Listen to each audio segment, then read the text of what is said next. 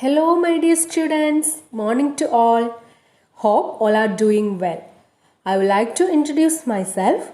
I am Sujita Hashik. I am teaching English for you. And very warm welcome to all our English class. We are starting our first class with a very important topic, that is direct speech and indirect speech. This is the most demanding topic of English, so you must listen it carefully. Let's go to the topic. An act of reporting the words of speaker in two ways, that is direct and indirect.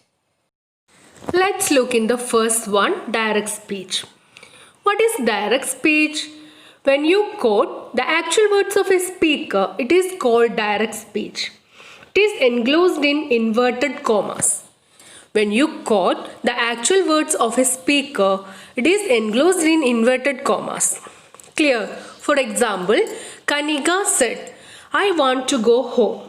Here, Kanika is the speaker. And you can see the inverted commas around the sentence, I want to go home. So, these are the actual words of a speaker. That's why it's quoted or enclosed in inverted comma. Said is the reporting verb here and I want to go home is the reported speech. So, when you quote the actual words of a speaker by using inverted commas are called direct speech. I hope you are clear with direct speech. Next, we can go through with the indirect speech. What is indirect speech? When you report what a speaker said without quoting actual words. In indirect speech, we are not using inverted commas to quote the words of a speaker. For example, Kanika said that she wanted to go home. Here we are not using inverted commas to quote the words of a speaker. Clear? Why do we need to change direct speech into indirect speech?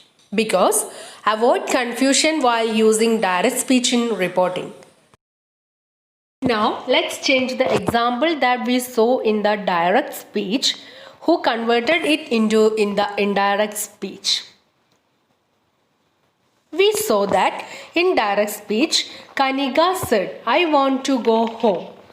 Now, converting this sentence into indirect speech, it becomes Kanika said that she wanted to go home. What are the changes you can identify here? First, we remove the inverted comma. The first sentence, Kanika said, I want to go home. In that sentence, used inverted commas to quote the sentence of a speaker. So, while converting it into the indirect speech, we avoid inverted commas. Clear? Secondly, we used conjunction that with the reporting verb.